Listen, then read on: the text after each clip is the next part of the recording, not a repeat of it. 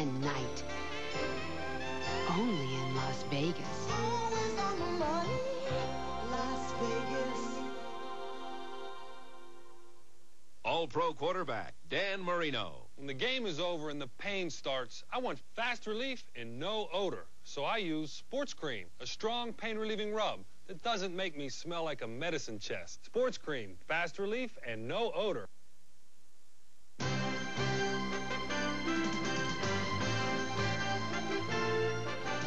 This halftime report is presented by Duracell batteries. You can't top the Copper Top. And we continue now with the Bowl Blitz, an early look at the non-New Year's Day Bowl games. Our first blitzer on the line of scrimmage, Steve Cyphers. Thanks, Chris. Oregon meets Wake Forest in the Poland Weed Eater Independence Bowl, the Wake's 4th postseason appearance ever. Demon Deacon tight end John Henry Mills and wideout Todd Dixon concern Oregon, who wants to shut down the Wake's passing attack. They'll try to do it with outside pressure from linebackers Ernest Jones and Terrell Edwards, who take on All-America tackle Ben Coleman. If Oregon is forced to throw more than 30 times, the Ducks are in trouble. They do have big play man Derek Papa Smurf Detweiler back from a broken collarbone at wide receiver. But this is Bill Dooley's swan song, and his team won't give it away. They're 8th in the country in turnover margin of +12. If it's close, Oregon has the edge with the better kicker in Tommy Thompson. Air Force makes a 4th straight trip to the Liberty Bowl to take on Ole Miss in a matchup featuring defense. The Falcons have inside backer Grant Johnson back from a knee injury, and they'll need him to stop the rushing of Corey Philpott. The Academy's wishbone production dropped way off the final 3 games, and that's not promising, going against an aggressive Rebel squad that finished 3rd in the country in rushing defense. Air Force can't match Mississippi's speed, but Fisher DeBerry's underdog teams play extremely well in the postseason. For an upset to take place in this one, they have to get at least their season average of 240 yards on the ground, plus hold on to the football. Now the Bowl Blitz continues with Ivan Maisel. Physically and mentally, Kansas won't take that 0 for November team to the Jeep Eagle Aloha Bowl. Fullback Monty Cousins and defensive tackle Chris Mamalanga are healthy and will start. Coach Glenn Mason hasn't made practice rough. This is a reward for the Jayhawks, except for linebacker Hassan Bailey, suspended Thursday by Mason. Brigham Young must overcome the knee injury of quarterback Ryan Hancock. Steve Young's little brother Tom, with 30 snaps experience, will start. Young's the key. Behind him is a pitcher from the Cougars baseball team.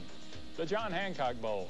Don't be fooled by Baylor and Arizona's 6-win seasons. Both teams finished strong. Only one team ran the ball well against Arizona this season, Oregon State's option.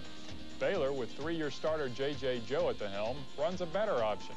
But Arizona's defense may be stronger, if that's possible, with the return of tackle Ty Parton, whose knee is healthy. Baylor gave an emotional goodbye to retiring coach Grant Teaff when they beat Texas. To come back 6 weeks later and give him an emotional adios in El Paso is going to be tough. The Bowl Blitz continues with Mel Kiper. The Copper Bowl pits Washington State against Utah. For the Utes, quarterback Frank Dolce, who missed some playing time this year with a sprained knee, is now completely healthy. On defense, Ryan McBride's club will have to scrap their conservative philosophy, attacking blue-chip junior quarterback Drew Bledsoe with varied stunt and blitz packages. A key name to remember for the Utes will be sophomore defensive end Luther Ellis. He led the WAC in tackles for loss this year. In the end, though, I look for the Cougars' noticeable edge in terms of talent and depth to allow them to run away and hide. Fresno State takes on USC in the Freedom Bowl. For USC, standout offensive tackle Tony Baselli is doubtful with a strained knee. Since the Trojans have gone with a patchwork offensive line most of the year, they should be okay. For Fresno State, this is their biggest game in school history. They expect over 30,000 of their raucous fans to be in attendance. The Bulldogs have the talent base and sophisticated schemes to take this one to the wire. Another note of caution for USC. Larry Smith's club has trouble as a front runner. They haven't won a bowl game by more than 7 points in their last 10 postseason contests. Chris? All right, Mel, thank you. Now, one of our regular blitzers, of course, Gary Danielson, sitting right here. So let's talk about 2 bowl games we haven't talked about so far. The Gator Bowl, NC State and Florida. One team peaking, the Wolfpack. Another team that comes off 2 losses, the Gators. Yeah, right. These 2 teams haven't met since 1975, Chris, but the coaches have. Sheridan and Spurrier have met 3 times, and the story has been wild offensive shows, and I think you're going to get that in this football game, too, because of red-hot quarterbacks. Terry Jordan has been a 60% passer in career. His last 8 games, 69%, and Shane Matthews, always a good quarterback. He is hot in the Gator Bowl. In 3 games, Lee, 9-0 in the Gator Bowl, touchdown passes versus interceptions. You like North Carolina State? I like them because they've got more of a senior defense. Okay, but don't forget Steve Spurrier. I keep telling you guys, he's not lost a game since he's been in Florida, at Jacksonville, or Gainesville. Don't underestimate Steve Spurrier in the Gator Bowl. He wins. Don't underestimate Dick Sheridan. Good team. I also like the Wolfpack. Now, the Holiday Bowl, Hawaii, their first ever trip to the Holiday Bowl. Illinois, their 5th straight trip to a bowl, and they may have enjoyed those previous trips, but they didn't play very well, Gary. No, and against Hawaii, Illinois is going to face a team a little bit different. They call it the spread. It's 4 wide receiver option football. Travis Sims and Michael Carter, the guys to watch for Hawaii. For Illinois, boy, they've been dreadful in bowl games. The last 2 games, they haven't even scored a touchdown, and I don't know about this year, Lee. They are dead last in the Big Ten in total offense. They've only outgained 2 teams on offense. That's the bad news. The good news is they're playing a WAC team. Yeah, they're playing Hawaii. And don't forget about the Big Ten in the Holiday Bowl. They've only lost 1 time in the Holiday Bowl, and that's when Michigan lost to national champion BYU. So they're tough in the Holiday Bowl. Yeah, but Illinois is not your average Big Ten team. This is not your average year in the Big Ten. Now, we've told you about the bowl games. We're going to take it one step further.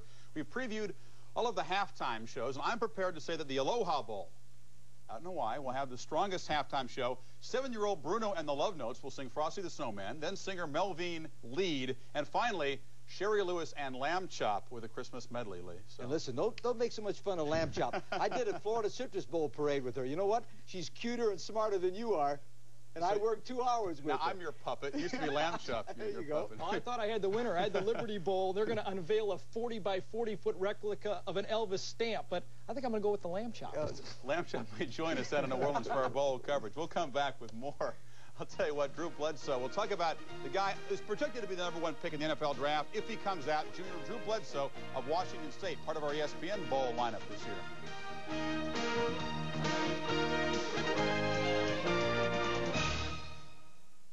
Now Philips has captured some of the most educational and entertaining experiences imaginable on a new kind of compact disc called CD Interactive. With your TV, you can put your family in the center of the action. Capture the experience by calling for your free CD Interactive kit now. It's your introduction to this new world of TV entertainment. Call now and find out where to go for a free no-obligation demonstration. Yeah, all right. And details about getting Compton's Interactive Encyclopedia disc free during our special offer period.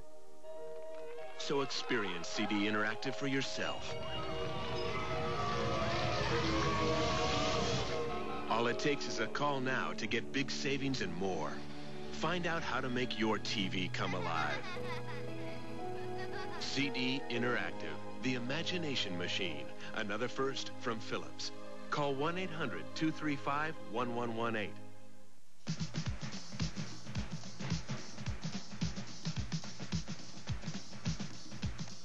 From Red Grange to the modern grace of Olympian Tracy Corkins, the flavor and pageantry of all 21 men's and women's collegiate sports come alive at the NCAA Visitor Center.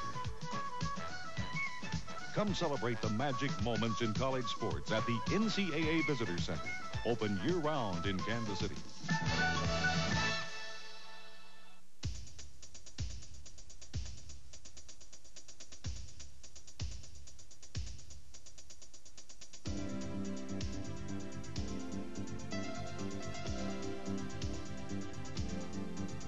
More than 11,000 students and distinguished faculty. 107 years of teaching, research, and community involvement. The University of Nevada in Reno, one of America's best small state universities. ESPN's bowl coverage continues with the Weiserloch Copper Bowl, Tuesday, December 29th, Washington State and the Runnin' Utes of Utah. Cougars a much-deserved bowl bid at 8-3. They had high expectations this season, and they reached them mainly because of this guy here, Drew Bledsoe, the tall, rangy quarterback, projected to be, if not the #1 pick, one of the top 5 picks in the NFL draft if he comes out. Steve Cyphers has more on this expected future star of Sunday.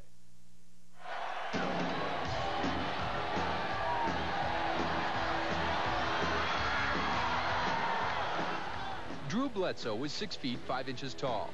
He has a cannon for an arm and one standard for greatness. True measurement of a great man is that he's never compared to anybody else. Yet Bledsoe was the subject of several comparisons, from former Pac-10 great John Elway to those who preceded him at Washington State. It started in